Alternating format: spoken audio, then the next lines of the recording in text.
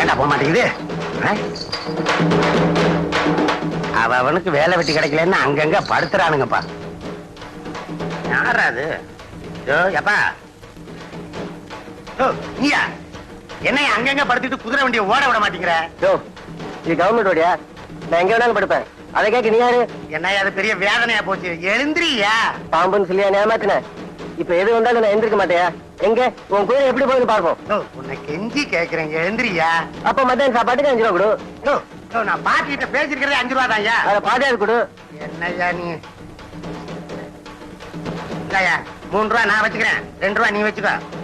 எழுந்திருச்சு உன் முகத்தை குதிரைட்ட காமிச்சு அப்படி இப்படி நிறைய அந்த கிளம்பிருச்சு. நிறுத்துறா வண்டி நிறுத்துறா. பரவாயில்லையே, இதுவும் நல்ல தொழிலா தான் தெரியுது. இனிமே இவனை விடப்பட.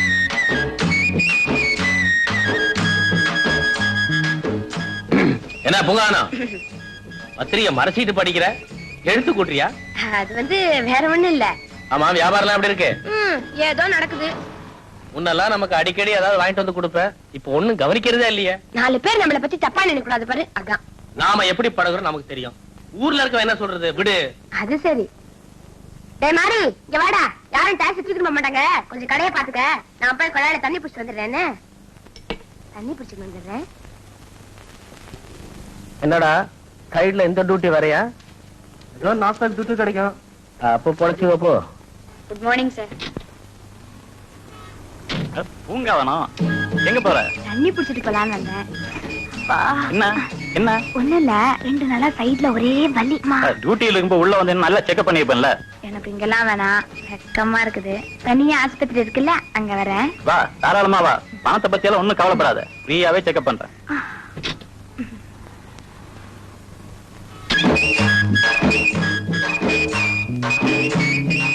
சார். அட பூங்காவனமா? ஏன் சார் டிஸ்டர்ப் பண்ணிட்டேனா? அதெல்லாம் ஒண்ணு இல்ல, உட்காரு. ஆமா, செக்அப் தான் வந்த? ஆமா சார். ஐயா ஐயா, யார் வந்தாலும் வெளியே உட்காரு வை. நான் இவங்க செக்அப் பண்ணணும். என்ன தர? நாகநீட்டு சார், கோளாறு அங்க இல்ல. அப்புறம் எங்க? இங்க. அப்ப அங்க போய் தான் செக்அப் பண்ணணும். வா வா, மேல படு.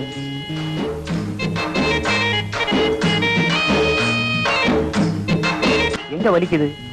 இங்க இருந்து இது வரைக்கும்.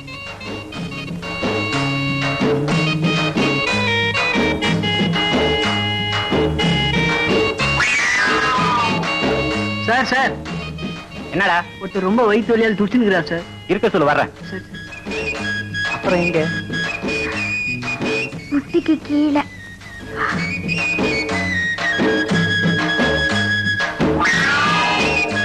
Sir sir.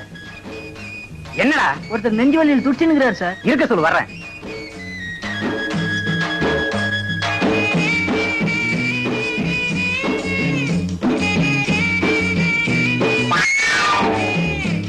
Sir sir. என்னடா? ரொம்ப கூட்டமா இருக்கு சார். செக்அப் பண்றல, கூப்பிடுறதுக்கு முன்னாடி வந்தா பதட்டம். போடா. எழுந்து. எப்படி இருக்கு டாக்டர்? நீ அடிக்கடி செக்அப் கூடாது, அப்பதான் நான் உன்னை கரெக்டா ஸ்டடி பண்ணிக்க முடியும். வரியா? சரிங்க. வா வா, டைம் ஆச்சு.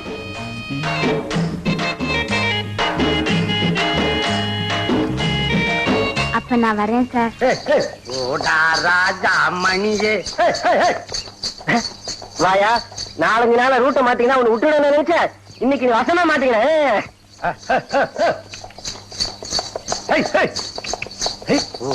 ராஜா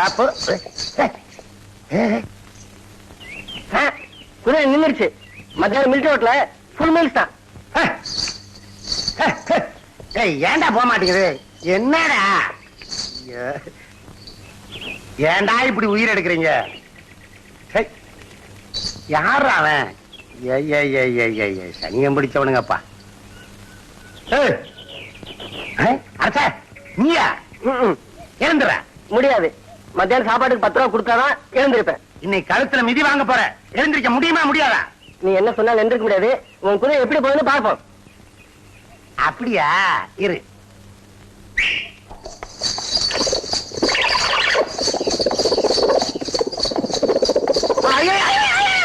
இடுப்புல மிதி இல்ல, அவன் மேல அப்படியே படு.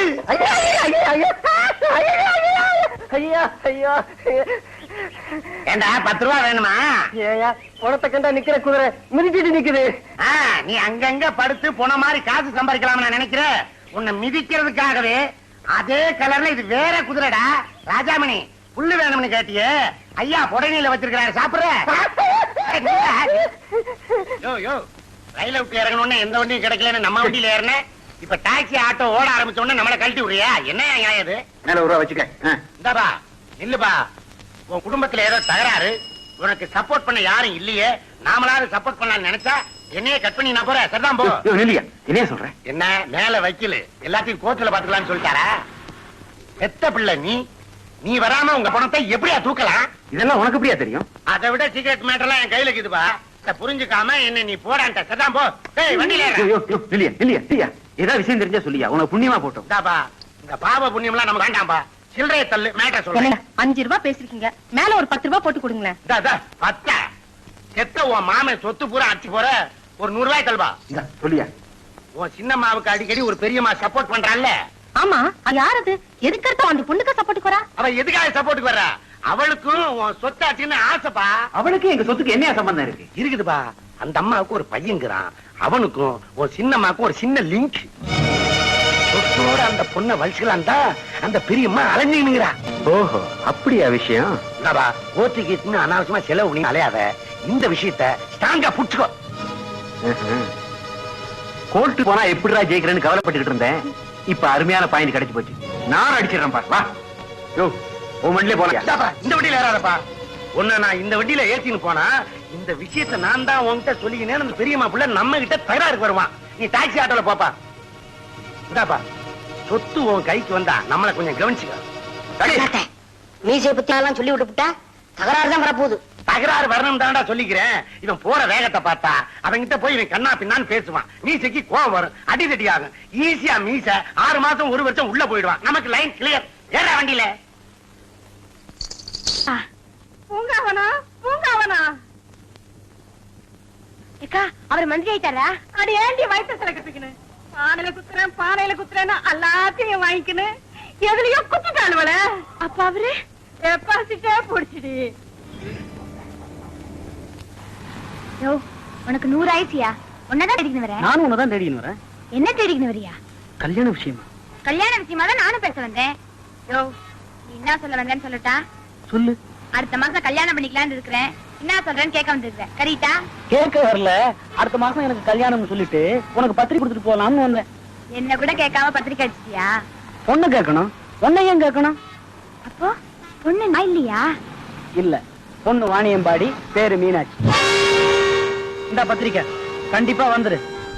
சொல்ல மறந்துட்டேனே, நீ அந்த டிரைவரை கட்டினாலும் சரி, இல்ல அந்த டாக்டரை கட்டினாலும் சரி, இல்ல அந்த டெபாசிட்டை விட்டு நிக்கிறார அவரை கட்டினாலும் சரி, பத்திரிக்கை வை. நானும் என் பொண்டாட்டியும் கண்டிப்பா வர்றோம்.